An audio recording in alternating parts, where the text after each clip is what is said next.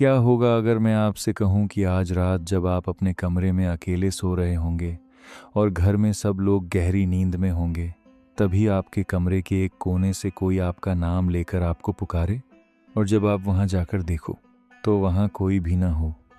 सुनने में ये किसी हॉरर मूवी जैसा लगता है, लेकिन रेडिट पर शेयर की गई ये कहानी इतनी अजीब है कि आज तक किसी को नहीं पता चला कि उस आवाज़ के पीछे आखिर कौन था।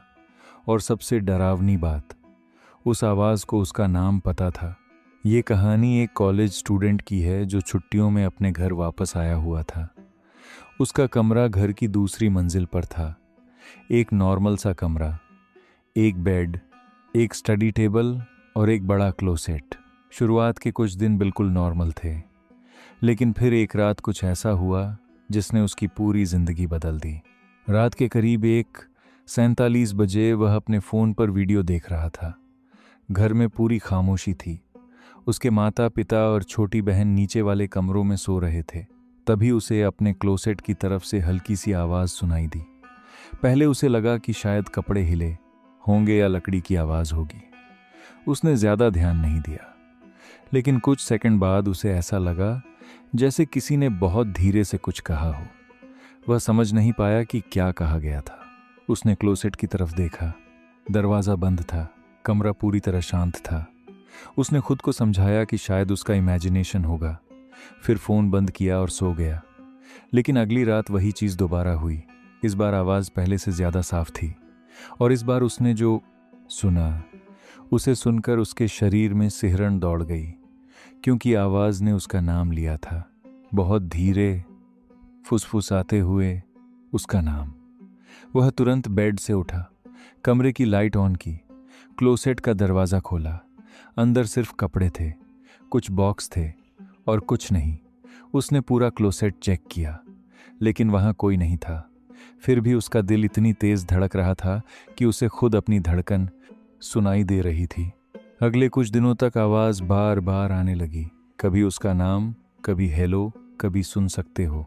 हर बार आवाज़ क्लोसेट के अंदर से ही आती थी। अब वह डरने लगा था। उसने अपने माता पिता को बताया, लेकिन किसी ने उसकी बात पर ट्रस्ट नहीं किया। सबको लगा कि वह ज़्यादा हॉरर वीडियो देख रहा है और उसका दिमाग खेल खेल रहा है। लेकिन उसके लिए ये मजाक नहीं था, क्योंकि वह हर रात वही आवाज़ सुन रहा था। धीरे धीरे उसकी नींद कम होने लगी। वह रात भर जागता रहता, क्लोसेट को घूरता रहता, इंतज़ार करता कि कब आवाज़ आएगी, और लगभग हर रात आवाज़ आती थी। एक रात उसने फैसला किया कि वह सबूत इकट्ठा करेगा। उसने अपने फ़ोन का वॉइस रिकॉर्डर ऑन किया और उसे पूरी रात रिकॉर्ड करने के लिए छोड़ दिया। फिर वह सोने की कोशिश करने लगा। सुबह उठते ही उसने रिकॉर्डिंग सुनी।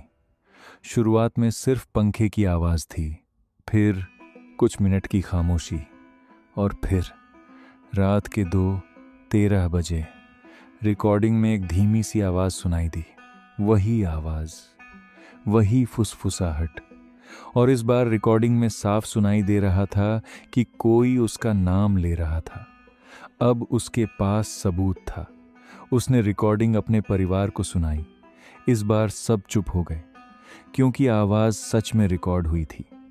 अब ये सिर्फ उसका इमेजिनेशन नहीं था। डर के कारण परिवार ने फैसला किया कि क्लोसेट को हटाया जाएगा।